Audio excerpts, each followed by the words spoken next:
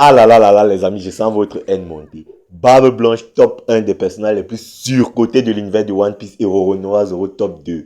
Waouh! Il faut vraiment l'oser. Il faut vraiment avoir des couilles solides, des couilles en béton pour déclarer de telles dingueries. Mais je ne reviendrai absolument pas sur ce que j'ai dit parce que je le pense sincèrement. Ça vient du cœur, les mecs. Ça vient du cœur, les amis. Je pense sincèrement que tous ces personnages qui ont été mis dans ce top 10 des personnages les plus surcotés de l'univers de One Piece, par mon avis, ce sont les 10 personnages les plus surcotés de l'univers de One Piece. Tout simplement, ces personnages sont incroyablement surcotés, surtout Barbe Blanche et Zoro. Je suis désolé les gars que ça puisse vous piquer, mais voilà, j'étais le plus sincère possible. Je sais que vraiment, il y a la majorité de vos personnages favoris dans les top 10 notamment.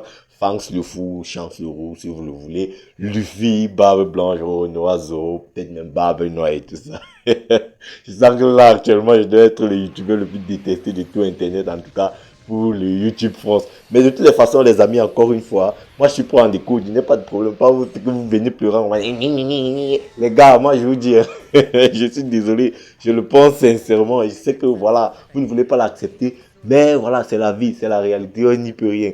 Du coup, aujourd'hui les amis, on se retrouve pour une nouvelle vidéo sur l'univers de One Piece. Et comme la dernière fois, on a fait le top 10 des personnages les plus surcotés de l'univers de One Piece. Pour rééquilibrer les choses, cette fois-ci, on va faire le top 10 des personnages parfaitement cotés de l'univers de One Piece. C'est-à-dire, ce sont des personnages dont lorsque tu entends le nom, tu te dis, oui monsieur, oui. En gros, c'est le top 10 des GOAT de l'univers de One Piece. Et après, on fera le top 10 des personnages les plus sous-cotés de l'univers de One Piece. Bref, ce top 10 des GOAT de l'univers de One Piece, il sera un peu différent du top 10 des personnages les plus sous-cotés de l'univers de One Piece. Parce que ici, on ne prendra pas uniquement la puissance, on prendra quand même un assez bon package. C'est-à-dire la puissance, le charisme, l'aura et même les faits pour constituer ce top 10 des GOAT de l'univers de One Piece.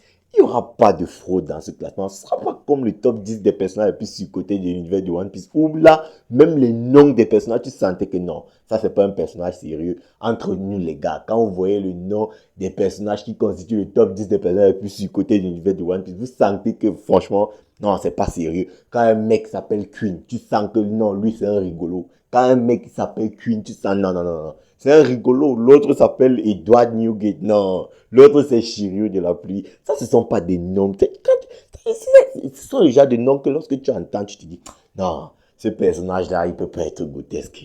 Tu vois, les Shanks le roux, Shanks Figaland. Voilà, ce sont pas des... Mais dans ce top 10, c'est-à-dire même le nom, tu te dis, waouh, le gars, il en jette. C'est-à-dire même le nom jette de l'aura. Donc, ce sera ça, le top 10 des GOAT, des personnages parfaitement cotés de l'univers de One Piece. Et en passant, j'aimerais quand même préciser un truc. Bon, les amis, je n'ai même pas encore le chapitre 1176 de l'univers de One Piece. En vrai de vrai, je ne pense pas qu'il y aura d'analyse des revues sur ce chapitre parce que, ouais, comme je vous l'ai dit, One Piece, c'est pas trop ça. Et j'ai un peu regardé ce qui se disait autour de ce chapitre.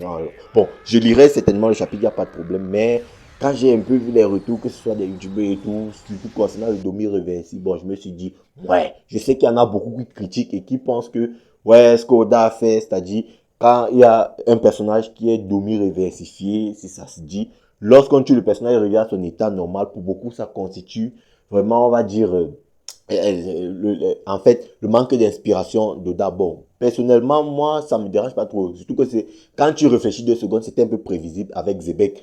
Lorsque Gap et Roger l'ont tué sous forme d'Omi-Reversi, il est revenu à sa forme normale. Donc, on pouvait déjà pré-shot ça à l'époque. Maintenant, la question serait par rapport à la famille de Xebec que lui-même, il a tué sur God Valley. Est-ce qu'eux, ils sont restés vivants? Est-ce qu'ils ont été sauvés de God Valley? Bon, ça, on n'en sait trop rien. Bon, moi, c'est pas quelque chose qui va te faire lire le chapitre quand tu entends ce genre de relations sur le Domi Reversi. Moi, je ne pense pas que c'était réellement nul, mais c'était pas aussi bon. C'était même pas non plus incroyable. Donc, ouais, ça tend plus vers le nul que le bon. Donc, du coup, c'est pas trop encourageant pour faire une analyse des revues chapitre 1967. Bref, les amis, on va entrer dans le vif de notre vidéo. Sans plus tarder, directement, on va commencer avec la 10e place. Et en 10e position, on retrouve le numéro 3 de l'équipage de Roger, j'ai nommé Scooper Gaban. Bon, comme je vous l'ai dit, même avec le nom, le mec il en jette. Gaban, les gars, non, franchement, il m'a beaucoup plus impressionné que Rayleigh dans l'univers de One Piece. Gaban, il a juste des feats exceptionnels, que ce soit de par son expérience, c'est-à-dire de ce qu'il est capable d'apporter. Tu vois, il conseille Zoro sur son Haki des Rois, il parle avec Sanji, il conseille même Luffy, ta façon d'utiliser ton Haki des Rois.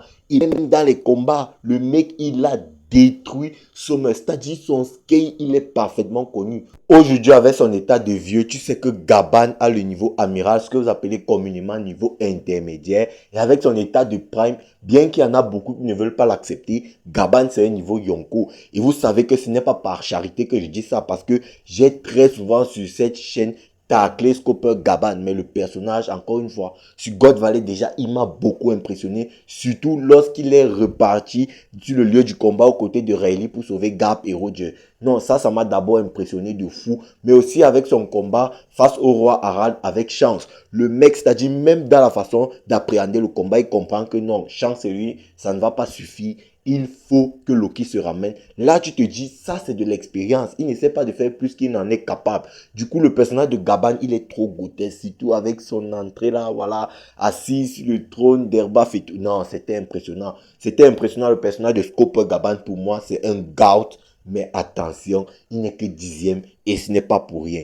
Et en 9e position, on retrouve Loki. Alors le personnage de Loki, c'est masterclass sur masterclass. Déjà, rien que le fait d'admirer Rox et Dick Zebek, ça te fait automatiquement passer dans la case des gouts. Rendez-vous compte un peu de qui est Loki, les mecs. Le mec, à peine 2 minutes après sa naissance, il a été jeté sur une hauteur de 5000 mètres d'altitude et le mec est remonté de cette même hauteur. Non, non, au passage en ayant news, mais vous voulez qu'on dise quoi? Vous voulez qu'on dise quoi? Le mec fait passer Kaido pour un clown, mais à peine des 30 minutes de vie, à peine des 2 minutes de vie, c'est non, Loki.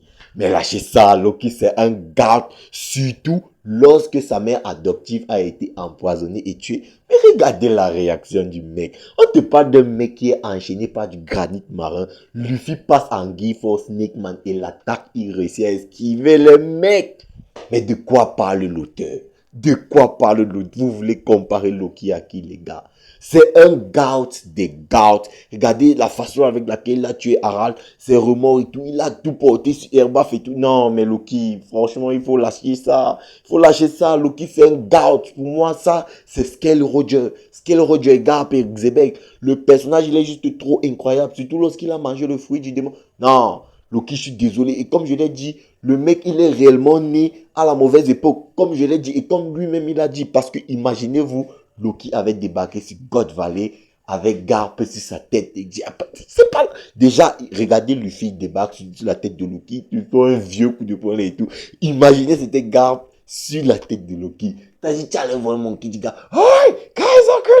Non, c'est pas ça qu'il aurait dit. Il aurait dit, ouais, Rox Kaiser, Roger Kaiser. Oh, frère, les gars, imaginez juste un duo Loki Garp. Eh, non, frérot, Loki c'est trop un god et il est vraiment né à la mauvaise époque. Je trouve le personnage, il est trop gâché en mettant les Mugiwara autour de lui. Parce que vraiment, non, c'est trop. En fait, quand l'auteur disait que Loki est né à la mauvaise époque, je pense qu'il savait exactement ce à quoi... Tu n'as pas l'impression que Loki a sa place, franchement. Quand moi je vois le personnage, je n'ai pas l'impression qu'il est à sa place. Pourtant, c'est tellement un god ce mec. C'est tellement un god. Et ce qui fait qu'il soit aussi bas dans le classement, c'est justement parce qu'il n'est pas à sa place. Peu importe ce qu'il pourra faire là maintenant, tu ne pourras pas le coter parce que ses adversaires, ce n'est pas ça. À moins qu'il résiste au demi-réversé de lui-même. Mais après ça, bon, bref, ce n'est que théorique, mais Loki, c'est un god. Passons à la 8e position.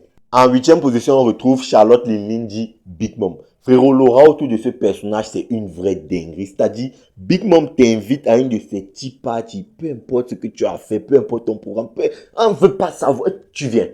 Tu viens. Au cas contraire, tu vas recevoir dans un sac la tête d'un de tes proches. Frérot, Big Mom n'est pas là pour... L'aura autour de ce personnage, c'est une dinguerie. Et plus que l'aura, il y a la puissance derrière les mecs.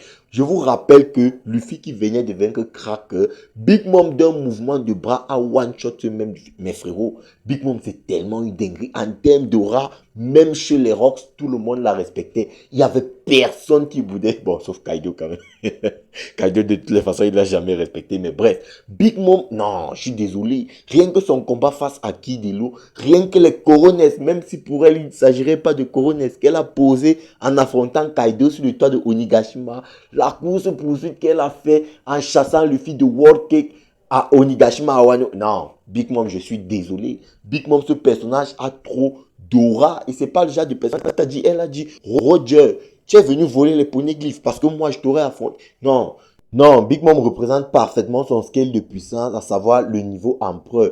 Donc, pour moi, le personnage de Big Mom, c'est un personnage extrêmement bien coté. C'est un empereur, il n'y a rien à dire. Tu ne vas pas théoriser ou hypothéquer sur son potentiel niveau amiral, niveau empereur. Non, non, c'est un niveau empereur. Là, il n'y a rien à faire, il n'y a aucun débat. Et d'ailleurs, elle a dit que si elle avait eu les géants, elle aurait été capable de surpasser Shanks. Pour moi, c'est un faux shadowing pour nous dire que Loki est plus puissant que Shanks parce que de base, elle voulait faire marier sa fille Lola à Loki. Donc, du coup, pour moi, c'est un indice pour nous dire que Loki est plus puissant que Shanks. Mais bon, les Shanks sexuels là, vous essayez de nous faire croire. Bon, bref, restez dans votre genjutsu, il n'y a pas de problème. Mais nous, on va passer à la 7e position. Et en 7e position, on retrouve Kuzan. Et encore une fois, j'aimerais préciser, il ne s'agit pas d'un top de puissance, mais il s'agit d'un top des personnages qui sont parfaitement cotés, c'est-à-dire pas sous-cotés, pas sur-cotés. Et pour moi, Kuzan, c'est la représentation même du niveau amiral. En fait, quand on te dit niveau amiral, tu penses à Kuzan. Parce que le personnage de Kuzan, il n'est pas là, non, niveau Yonko, non, il est niveau commandant d'empereur. Non, tout le monde sait qu'il est un intermédiaire entre les deux niveaux. Le personnage de Kuzan, il a une aura, frère.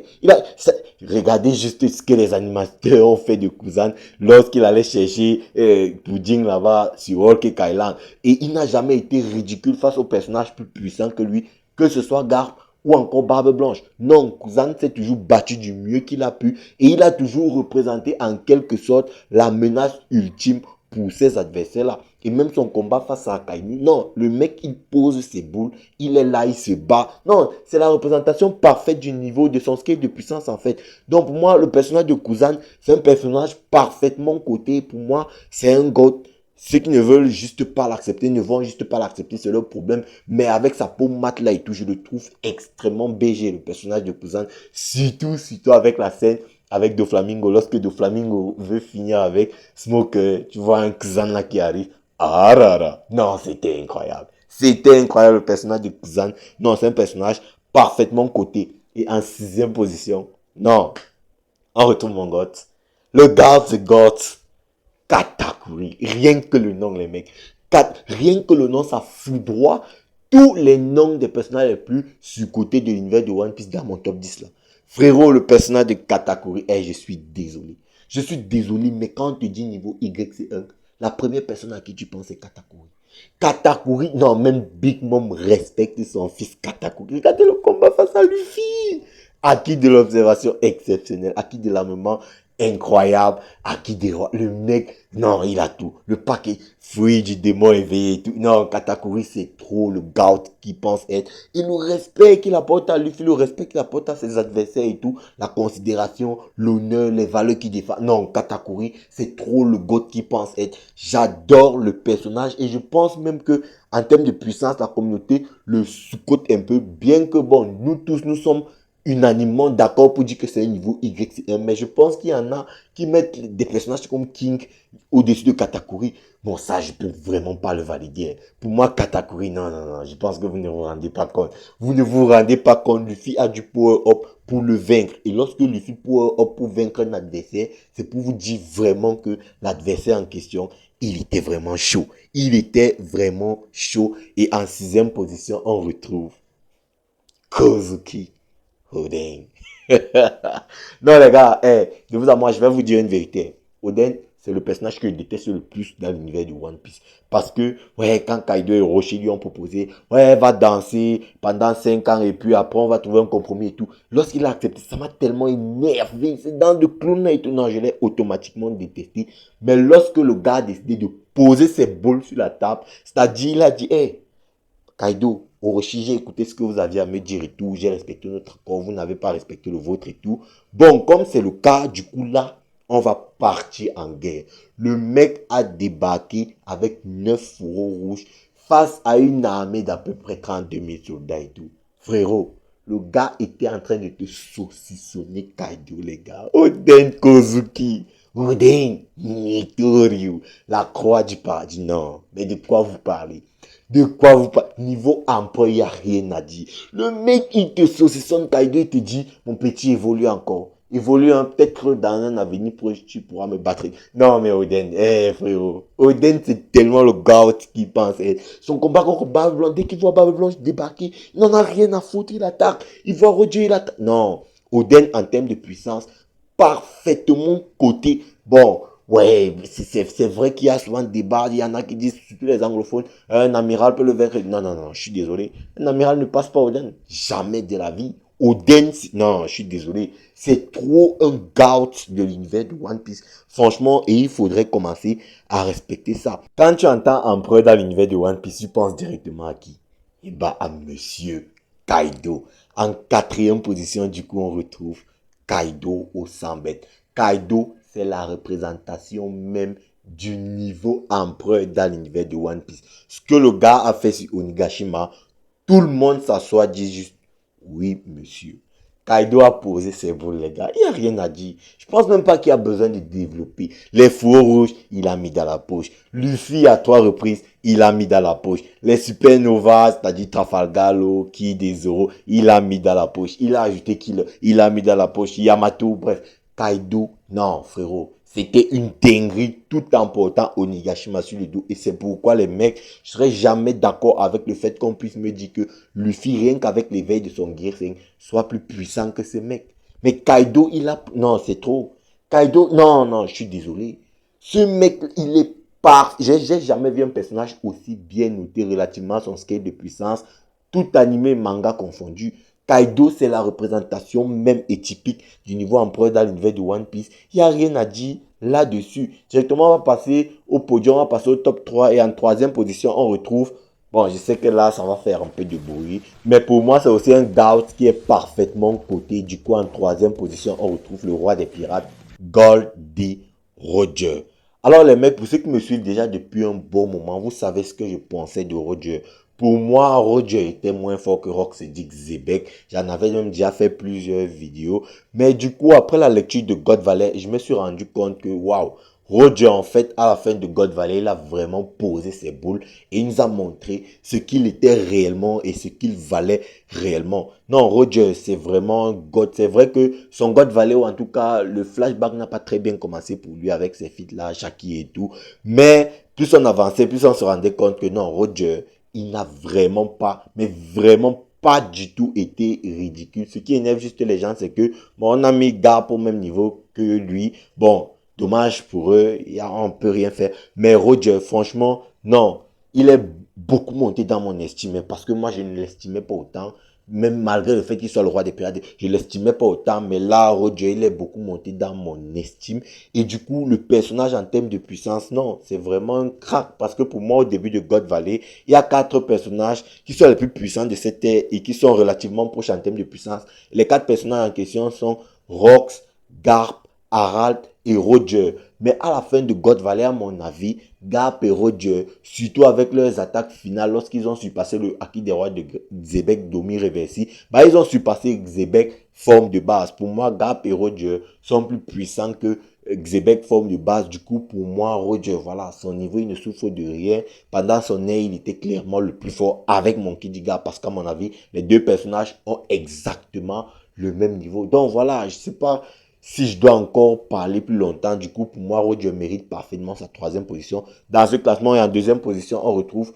J'ai vraiment hésité, hein, mais je mets Monkey D. Garp. Franchement, les mecs, Garp, avec ce flashback de Airbaf, non, il m'a énormément impressionné. Et en vrai de vrai, je ne m'attendais pas à tant. Déjà, le fait d'avoir fait cavaler 3 futurs empereurs, dont Barbe Blanche, Big Mom et Kaido, vraiment, c'est pas n'importe qui l'a fait cavaler.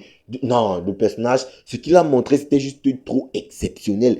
Et après avoir tanké l'attaque de Big Mom, son image et tout, non, c'était trop. Mon Kid Gab, c'est trop. Regardez juste comment il utilise son Haki des rois comme barrière protectrice. Du coup, il se protège avec son Haki des rois des attaques. Et non, Gab, c'est trop. Il a battu Xebec sous domi réversible aux côtés de Goldie Roger et tous les pirates, ils fuyaient lorsqu'ils le voyaient. Non, c'est Minato le gars, quoi. Tout le monde fuit, il avait ordre de fuir quand il voyait mon Kid Gab. Eh, non, Gab, non, il a tellement prouvé. Et l'action vraiment de God Valley de Gab qui m'a vraiment fait me dire, non, ce personnage, c'est un gout. c'est lorsqu'il est allé frapper Imu. C'est-à-dire, tu vois comment les marines l'attrapent, essaient de l'empêcher d'y aller. On dit, non, c'est une autre autorité de ce monde et tout. Lui, il dit, Balek, je vais frapper. Parce que le mec débarque d'abord sur God Valley pour attraper et arrêter les pirates. Mais quand il se rend compte que la vraie menace, ce ne sont pas des pirates, il fait un switch énorme et il affronte ses employeurs.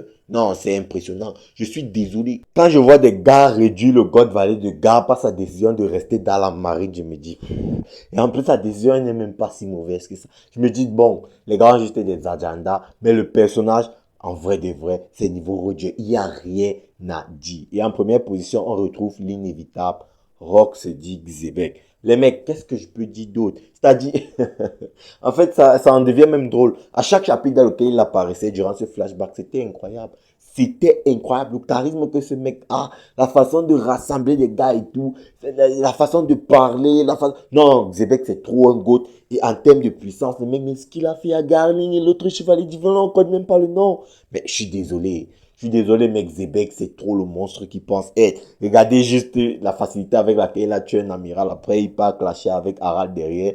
Le clash détruit sur tout sur un rayon de 5 kilomètres et tout. Non, je suis désolé, les gars. Mec, Xebec, non, c'est trop. Dites-vous quand même que Imu la vie, elle a quand même appelé Davy. C'est-à-dire, elle pensait que Xebec, c'était Davy Jones. Et quand j'ai dit au gars que Xebec sous Domi réversé à un niveau qui se rapproche très fortement de celui de Joy Boy, et de David Jones. Mais les gars croient que je suis en train de blaguer. Mais les gars, à combien de reprises Imu a fait un rapprochement entre Xebec et David Jones? C'est-à-dire, elle a littéralement dit à Xebec que David Jones et Joy Boy, des gars comme ça ne doivent plus jamais exister. C'est pourquoi je dois te tuer. C'est parce qu'elle pensait que Xebec avait le potentiel pour atteindre le niveau de ces gars-là. Donc, pour moi, les mecs Xebec, il n'y a rien à dire. Lui, il vaut deux Yonko, tout comme Gap et Roger. Donc, pour moi, Xebec, le Gout des Gout, le personnage le plus parfaitement côté de l'univers de One Piece. Peace.